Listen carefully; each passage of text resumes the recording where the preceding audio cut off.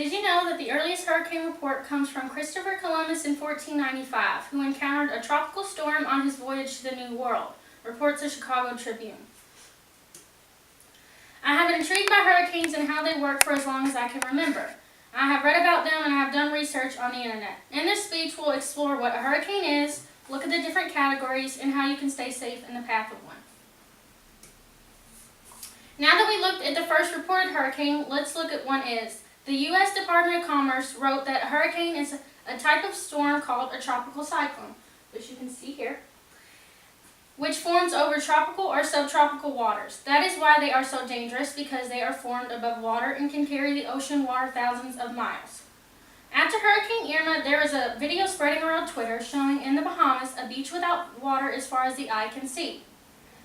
WeatherQuestion.com reports that hurricanes form over warm ocean waters in the summer and fall. Their source of energy is water vapor, which is evaporated from the ocean surface. When the wind speeds reach 74 miles per hour, the storm is officially a tropical cyclone or a hurricane, says NASA Space Place. That's faster than a cheetah, the fastest animal on land. Now that we looked at what a hurricane is, let's look at the different categories. NASA states that hurricanes are categorized according to their strength of winds using the Saffir-Simpson hurricane scale.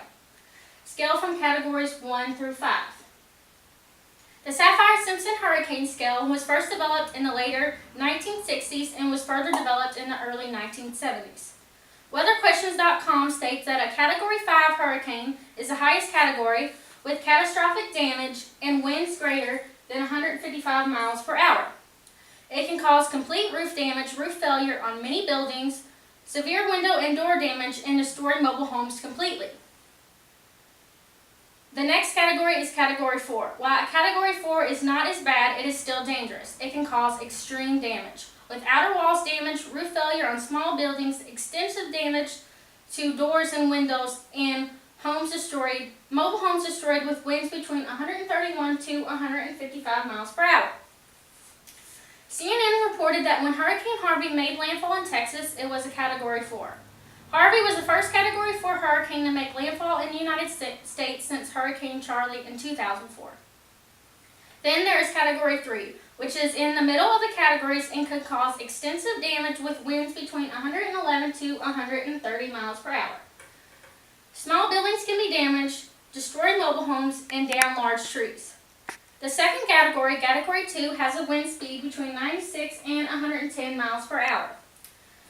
It can cause moderate damage to mobile homes, poorly constructed buildings, and can down some trees. The last category and the least dangerous is Category 1. It causes minimal damage with tree branches, shrubs, and it can unanchor mobile homes. And it can have wind speeds of 74 to 95 miles per hour. Why do you think hurricanes are extremely deadly? For me, it is the winds and the water. Many people are not prepared for the devastating damages that hurricanes can cause. So how can you stay safe in the path of one?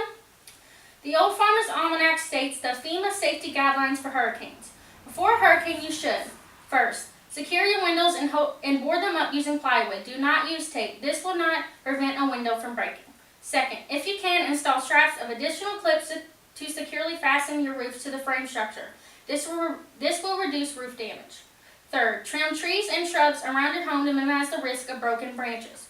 Fourth, evacuate quickly if asked. Fifth, if you live in a mobile home, evacuate fast. A mobile home is never safe in the path of a storm. 6. You should then listen to the radio and TV to get information about the hurricane and when it's going to hit your area. 7. Keep bottled water, flashlight, batteries, and first aid kits handy in case you lose power. 8. Avoid using the phone except for serious emergencies. And 9. Last, you should have a certain amount of cash available. If power is lost, ATMs will not work. These tips can also apply to other severe storms like tornadoes that we can experience here in Kentucky.